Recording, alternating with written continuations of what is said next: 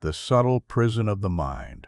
Horror does not always come with blood and blades. Sometimes it whispers, sometimes it smiles. The deepest psychological horrors are not inflicted by monsters lurking in shadows, but by those we trust. Partners, parents, leaders, even friends. They don't need chains or weapons. They can imprison us with words, with silence, with reality itself. This first descent into the world of real-life psychological horror begins with gaslighting and cult manipulation.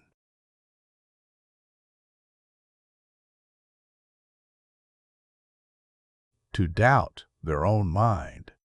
It is a tactic that shatters confidence, breaks perception, and replaces reality with a cage of illusions. Gaslighting, a name for madness manufactured. The word gaslighting comes from the 1938 play Gaslight, where a husband dims the lights in his home and denies it to his wife until she believes she is losing her sanity. The fiction became reality because the strategy it depicted has been used endlessly in toxic relationships, family dynamics, and entire communities. Gaslighting works not by outright control, but by subtle erosion. Imagine waking up each day to small contradictions. You're told you never said what you clearly remember saying. You're told your emotions are overreactions, your instincts paranoid. Evidence disappears or is twisted. Little by little, the victim begins to wonder if their own memory, feelings, or even sanity can be trusted. In abusive relationships, gaslighting becomes a tool of absolute power. A husband who cheats convinces his wife she's imagining things. A girlfriend who lies about money insists her partner is forgetful. Parents even can use it on children, insisting their fears aren't real, that their pain is exaggerated, until the child grows into an adult who second-guesses every thought. Real-life cases of gaslighting often end with the victim fully dependent on the abuser. They no longer believe their own senses. The abuser has successfully rewritten reality. Case study: the cult of personality in intimate relationships. One chilling example comes from a woman named Erin, a pseudonym, whose boyfriend seemed charming, attentive, and protective at first. Slowly, he began to correct her constantly. If she recalled a conversation one way, he insisted she was wrong. If she saw him with another woman, he explained it was just her imagination. Whenever she protested, he turned it back on her. "Why are you so insecure? Why are you trying to make me the bad guy?" After years of this, Erin admitted, she no longer trusted her own memory. She would check her text repeatedly, doubting what she herself had typed. Her abuser never had to lock her in a room. He had locked her inside her own head. Cult leaders. Gaslighting at scale.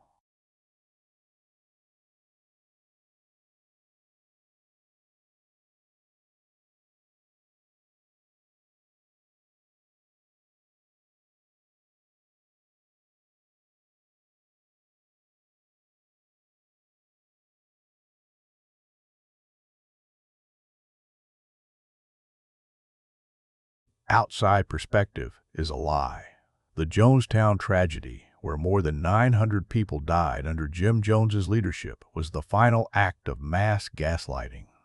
Survivors recall how he constantly contradicted himself, then insisted followers were wrong for noticing. He would stage fake miracles and accuse anyone who questioned him of being faithless.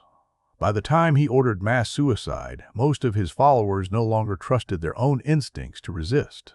The tools of cult manipulation. Cult leaders and manipulators rely on a toolkit of psychological tricks that amplify gaslighting into a total system of control, isolation, separating members from family and friends, until the cult's version of reality is the only one available. Repetition, mantras, chants, endless sermons, designed to overwrite independent thought with slogans. Fear and reward. Members are praised when they conform, shamed or punished when they question. Contradiction. Constantly shifting rules ensure followers always feel off balance, never confident in their own minds. Sense of dependence. Members stop asking, "What do I think?" and instead ask, "What does the leader say I should think?" Case study: the gaslighted city. In one lesser-known cult in Canada during the 1980s, a leader convinced his followers that the outside world was already destroyed by nuclear war. He told them that only their hidden compound was safe, that news reports were government lies, and that any family members who tried to visit were imposters. For years, members truly believed they lived in the last bastion of humanity. Children grew up thinking the sky outside was poisonous. Survivors later described the most horrifying realization, not that the leader had lied, but that they had willingly erased their own doubts, ignoring the clear signs that the world was still intact. Gaslighting in families, the inherited curse. Psychological horror often begins at home. Parents can, knowingly or not, gaslight their children. "That didn't happen. You're too sensitive."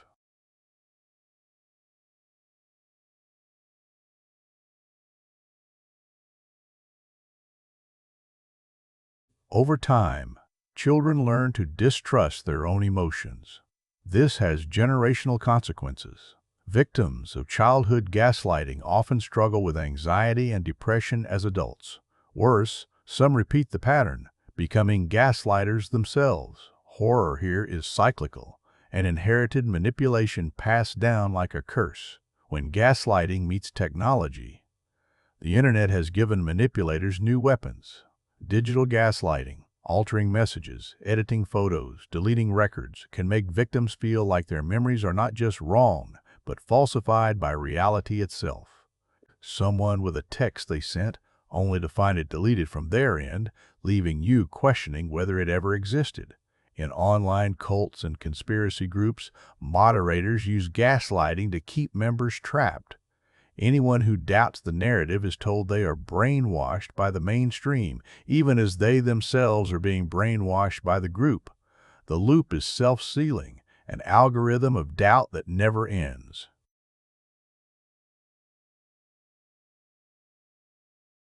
The horror of doubting yourself.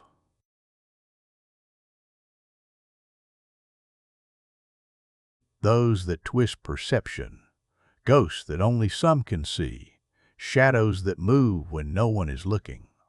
Gaslighting is the real-world equivalent. The victim becomes the unreliable narrator of their own life. To doubt your memory is to lose your anchor. To question your sanity is to drift in a storm. And when someone else offers themselves as the only compass, the victim clings to them even tighter. This is why gaslighting is one of the most powerful and horrifying forms of control. The anatomy of brainwashing. Brainwashing is not a sudden flash of control. It is a slow, deliberate corrosion of the will. It begins with breaking a person's existing identity, stripping away their sense of self, their connections, their beliefs, until they are left raw, desperate for guidance. Then, piece by piece, a new identity is built in its place. Unlike gaslighting, which thrives on subtle contradictions, brainwashing is industrial-scale psychological engineering. It does not merely cause doubt, it rewrites truth entirely. The process has been used on prisoners of war, hostages, cult recruits, and even entire societies. The horror lies not just in what is done to the victims, but in the knowledge that the human mind can be reshaped as easily as clay. Prisoners of war, the first human laboratories.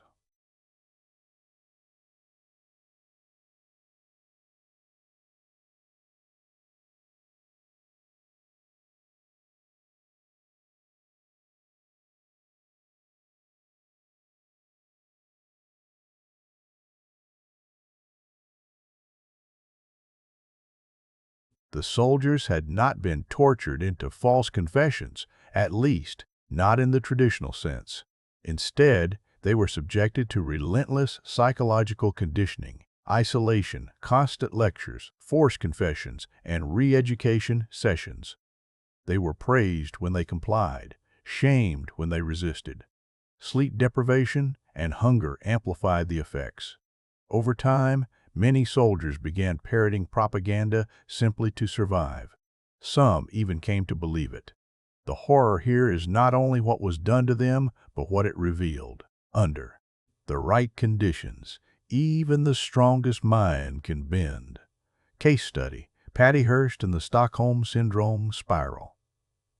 One of the most famous cases of psychological capture is that of Patty Hearst, the granddaughter of a wealthy newspaper magnate.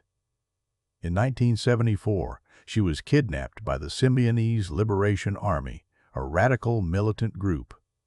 Weeks later, shocking photos emerged. Patty, once a privileged young woman, now dressed in combat fatigues, holding a rifle, helping her captors rob a bank. Was she brainwashed? The courts debated endlessly. Some experts argued she had developed Stockholm Syndrome, a psychological bond with her captors. Others insisted she was coerced through intimidation, repetition, and manipulation. Regardless of the explanation, her transformation was a chilling reminder of how fragile identity can be under psychological duress. Mass hysteria. When minds infect each other. If brainwashing reshapes individuals, mass hysteria weaponizes collective fear. Even physical illness, with no rational cause. The Salem witch trials of 1692 remain one of the most notorious examples. A few girls in Salem, Massachusetts claimed to be possessed, twitching and convulsing. Their behavior spread like fire. Soon, dozens accused their neighbors of witchcraft. 19 people were executed. No witchcraft was ever proven.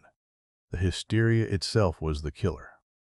In modern times, schools and factories have reported outbreaks of fainting, nausea, and mysterious illness, only to discover no chemical or biological cause. The mind infected itself. The dancing plague of 1518. One of history's strangest psychological horrors unfolded in Strasbourg in 1518. A woman began dancing in the streets uncontrollably day and night. Within a week, dozens joined her. They could not stop. Some collapsed and died of exhaustion. Historians debate the cause: ergot poisoning, stress, or collective psychosis. But the image of a city trapped in a frenzy of involuntary dancing remains one of the hysteria.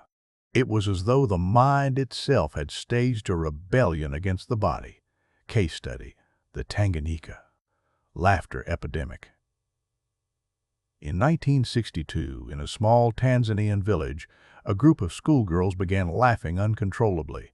Their laughter spread through the school, then the village, then neighboring towns. Hundreds were affected. Some laughed for hours, even days. Schools shut down. Daily life was paralyzed. No toxin, no disease, just laughter that refused to end. Experts classified it as mass psychogenic illness triggered by stress. But to those who lived through it, it was a nightmare masquerading as joy. They were prisoners of their own hysterical minds. Brainwashing. Through repetition and ritual propaganda, whether in totalitarian states or cults, relies on brainwashing techniques scaled up for millions. Loudspeakers blaring slogans, posters repeating the same phrases, marches, chants, salutes, all designed to replace individuality with conformity. George Orwell captured it in 1984 with the 2 Minutes Hate. Until they felt genuine fury. Real regimes have done the same. When enough people shout the same thing, reality bends toward the noise.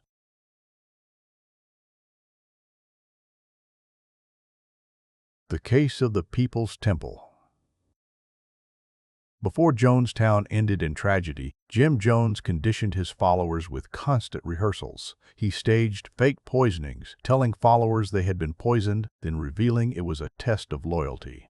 The goal was to desensitize them, to make the final act of mass suicide not a shock, but the completion of a long, rehearsed ritual.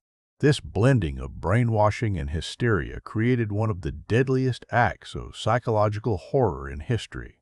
Mass fear in the age of media, television, and the internet amplify psychological contagion. A rumor spreads online, and suddenly entire populations are convinced of conspiracies or panics. During radio's golden age, Orson Welles' 1938 broadcast of War of the Worlds, a fictional alien invasion, allegedly caused listeners to panic, believing the invasion was real. In the digital era, echo chambers of fear spread faster than ever. Misinformation, once whispered in corners, now reaches millions in seconds. The horror is not only that lies can spread, but that minds will reshape themselves to fit them. The fragile line between belief and reality, brainwashing and hysteria, prove how fragile human reality is. What we call truth is not a fixed object, but a construction of perception, memory, and belief. Strip those away, or flood them with manipulation, and the human mind becomes unmoored. The real terror is not that someone can force us to believe a lie. It is that, under the right conditions, we will force ourselves.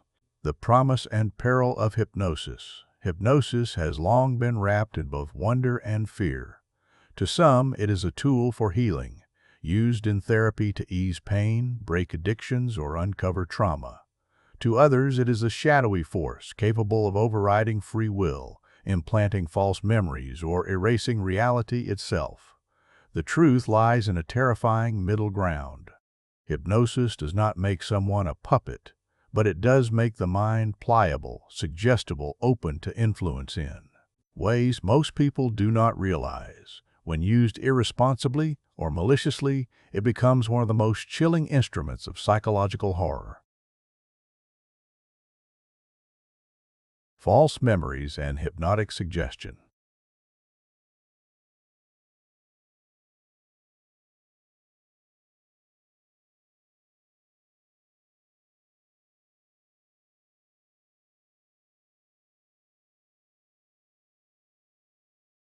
Courts across America were shaken by cases where recovered memories of childhood abuse surfaced during therapy sessions under hypnosis. Never existed. Innocent people were imprisoned. Victims of the false memories suffered as deeply as if the events were real, because, to the mind, they were. This is the darkest aspect of hypnosis. Memory itself, the bedrock of identity, can be rewritten like text on a page. Case study: The Hypnotized Assassin. One of the strangest intersections of hypnosis and crime is the story of Sirhan Sirhan, the man convicted of assassinating Robert F. Kennedy in 1960. Insists he does not remember firing the shots, claiming he was in a trance-like state. Some conspiracy theorists argue he was hypnotically programmed as a Manchurian candidate. While there is no conclusive proof of such programming, his amnesia and the bizarre circumstances of the crime remain a haunting example of how hypnosis has been entangled with fears of mind control.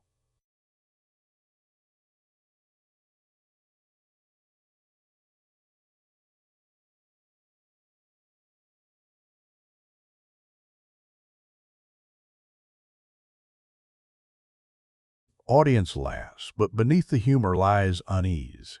If someone can be convinced they are invisible, or that a chair is glued to their body, what else could they be made to believe? The victims often claim they had no control, that the hypnotist's words became irresistible commands. Even if partly performance, the psychological effect is undeniable. Hypnosis can blur the boundary between will and suggestion until the subject can no longer distinguish the two. The digital age of hypnosis. Today, hypnosis has slipped from the stage into the algorithm. Social media platforms use repetition, suggestion, and feedback loops that echo hypnotic techniques. The endless scroll, the dopamine-triggering like button, the targeted ads, each nudges behavior, reshapes attention, and conditions thought patterns. Unlike traditional hypnosis, digital hypnosis doesn't require a willing subject. It happens passively, invisibly, as the mind is lulled into patterns of consumption and belief. Echo chambers, the new prisons of belief. A psychological trap. Online communities amplify certain beliefs while silencing others. Once inside, members hear only reinforcement, never contradiction. Dissenting voices are banned, algorithms deliver confirming content, and skepticism is ridiculed. The result is a modern form of brainwashing, millions convinced of conspiracies, falsehoods, or extremist ideologies, not because of overt coercion, but because they were gently, constantly nudged deeper into the chamber. Case study: the QAnon movement.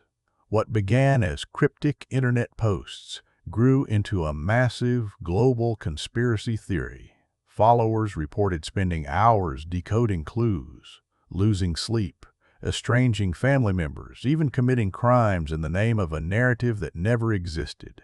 Psychologists studying QAnon describe it as a mass hypnosis event, an alternate reality fueled by suggestion, reinforcement, and the human need for meaning.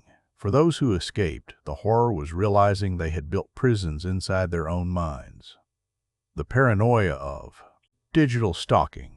Another modern horror is digital stalking. Victims report feeling constantly watched, their phones hacked, their movements tracked. Even when evidence is sparse, the fear is overwhelming.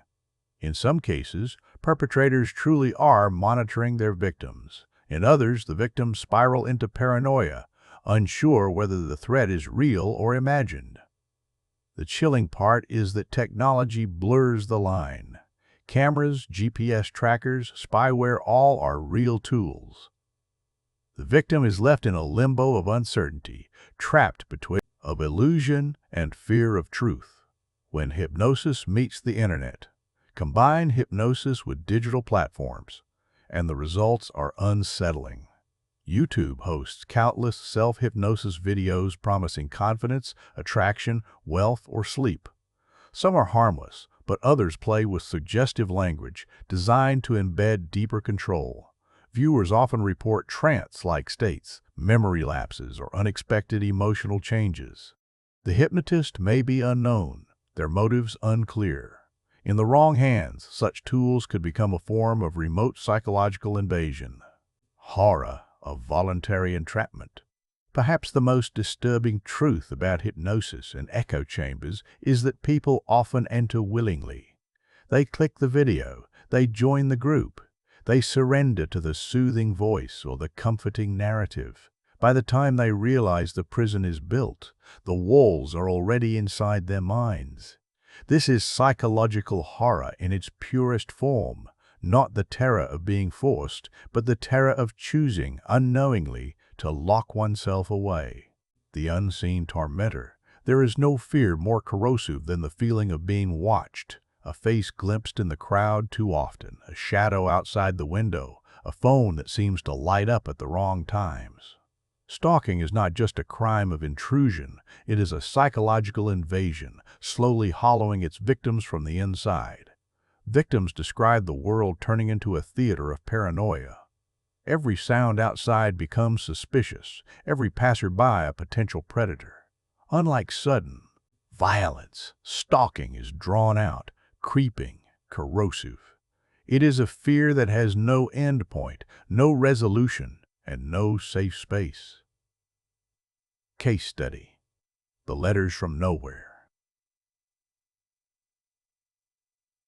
In the small town of Circleville, Ohio, the late 1970s were haunted by a mystery.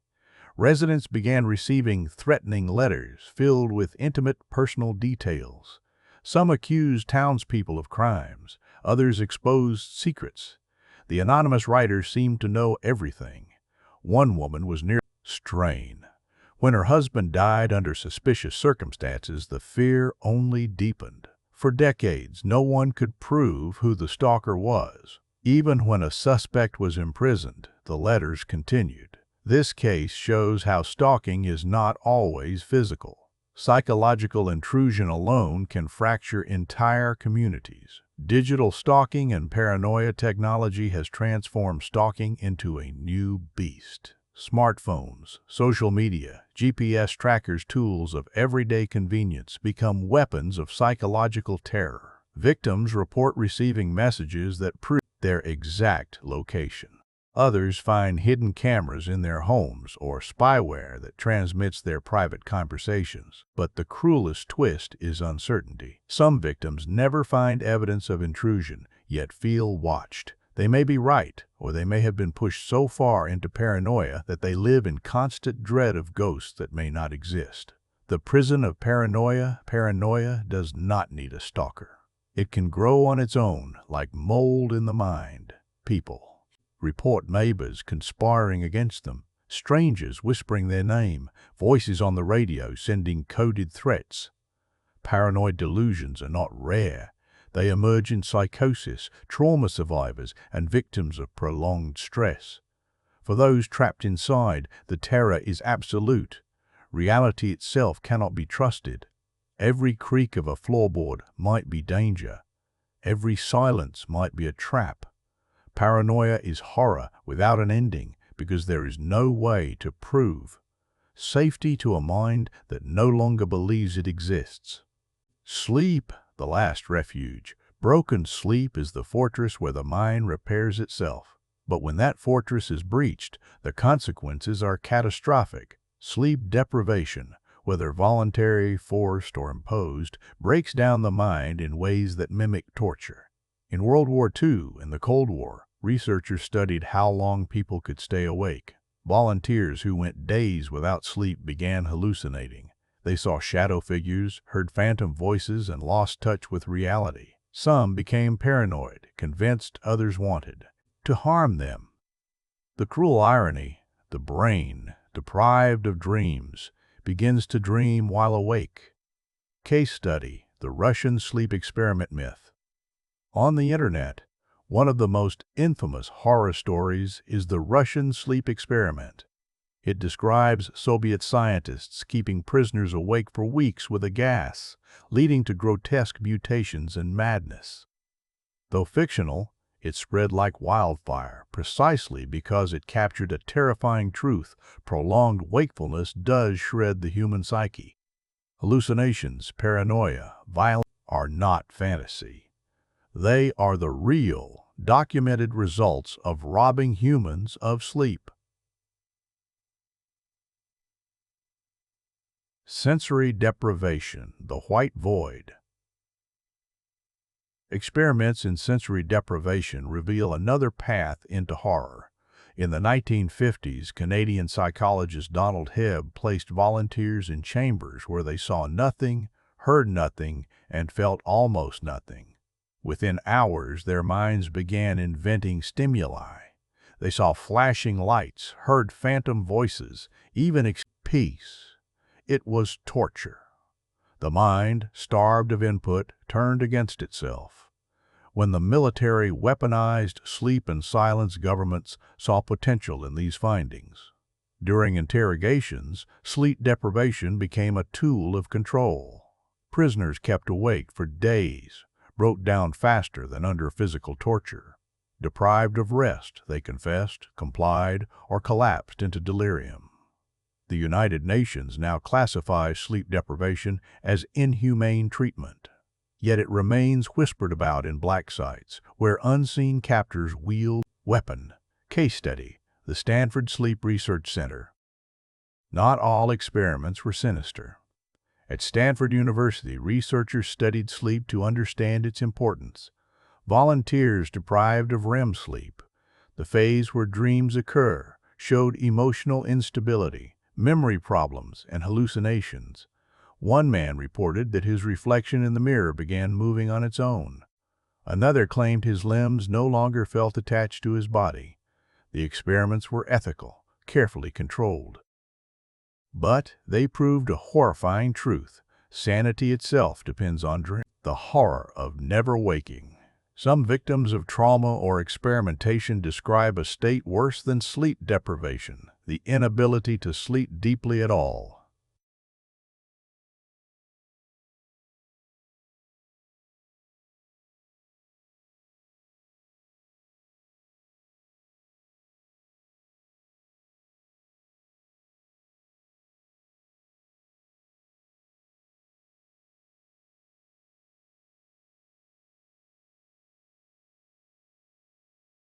Over weeks, this state erodes memory, mood, and identity. It is the tyranny of illusion. Hallucinations blur the boundary between reality and nightmare.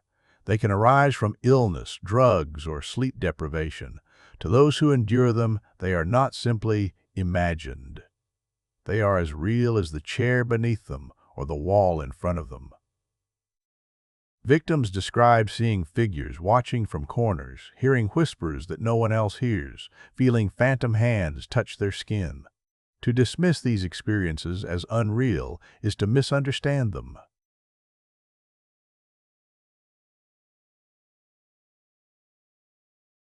Perception is reality, and when perception is broken, reality becomes a horror story. Case study: Charles Bonnet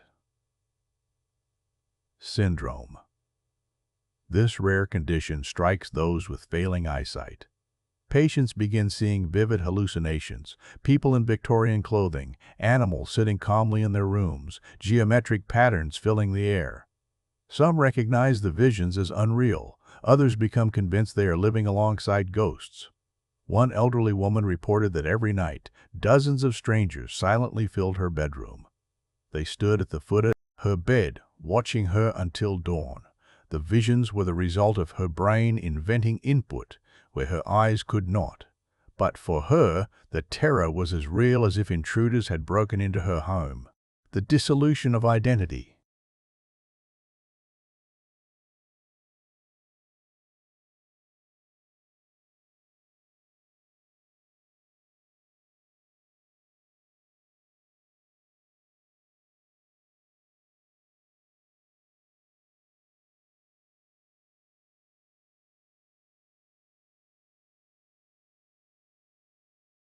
Alters are protective, others destructive. Some carry childhood trauma, while others behave as entirely different people with voices, accents, and skills the host does not possess.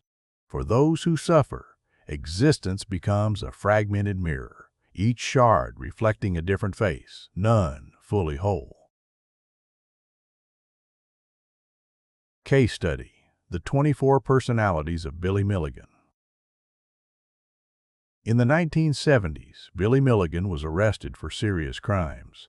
During psychiatric evaluation, doctors discovered still others foreign nationals with languages Billy himself had never studied.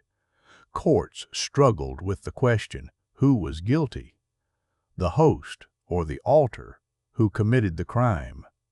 Milligan's case revealed the darkest truth of dissociation, that a single human body can house an entire colony of minds, not all of them benign. The horror of losing yourself. To most people, the self feels stable, continuous. But psychology shows that identity is fragile, constructed from memory, perception, twist perception, disrupt narrative, and the self dissolves. Victims of dissociation describe looking in the mirror and not recognizing themselves. Others speak of watching their bodies move without their consent, as if they were trapped behind glass, passengers inside their own skulls. This is horror stripped of monsters, the terror of no longer being you. Sleep experiments and the war on dreams. Sleep experiments and the war on dreams. Sleep laboratories began to collapse. Without dreams, the subconscious could not process memory. The result was paranoia, hallucination, even full psychotic breaks. Some victims began reporting recurring illusions, dark figures, shadow men, creatures that seemed half real, half nightmare. These are not just ghost stories. They are artifacts of a brain struggling to stitch together reality without the nightly balm of dreams. When science meets the paranormal, the overlap between psychological horror and the paranormal is thin. Shadow people, ghostly whispers, demonic possession, all can be explained as hallucinations, paranoia, or dissociation. Yet for those who live them, the explanation does not matter. The experience is terrifying either way. A man who believes he is haunted may as well be haunted. A woman who believes she has been taken over by an alter is, in a sense, possessed. The boundaries between psychology and the supernatural blur until horror becomes indistinguishable from science. Case study: The Smiling Man. Numerous people across the world have reported hallucination during episodes of sleep paralysis, a tall figure with a fixed, grinning face. The smiling man does nothing but stare, yet the terror is overwhelming. Victims wake convinced the figure is still in the room. Psychologists call it a shared hallucination, a product of the brain's attempt to explain paralysis. But the persistence of this image across cultures and decades has given it mythic weight. The horror lies not only in the hallucination, but in the suspicion that the figure may be more than imagination, the unintended consequences of mind.